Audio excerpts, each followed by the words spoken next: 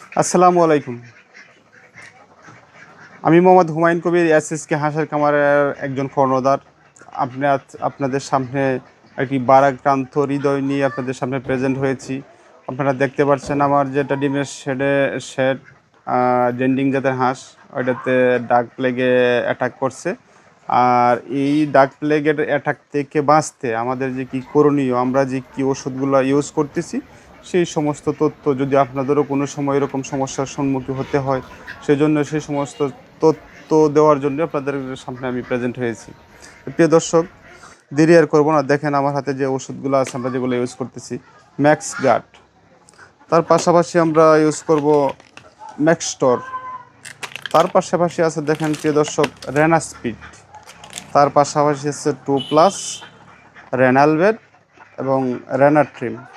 এই যে কয়টা ওষুধের কথা আমি আপনাদেরকে দেখাইছি কিংবা বলছি, এই ওষুধগুলো যদি আপনারা সঠিক নিয়মে, অর্থাৎ প্রতি 5 লিটার পানিতে 1 চামচ পরিমাণ ওষুধ সকালে এবং বিকালে আপনারা দিবেন ইনশাল্লাহ।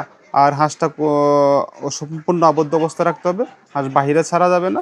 তাহলে দেখবেন যে 3 দিন পর্যন্ত ওই ওষুধগুলো খাওয়ালে ইনশাল্লাহ আপনি মুক্তি পাবেন। প্রিয় দর্শক, সকলেই ভালো থাকবেন। ধন্যবাদ।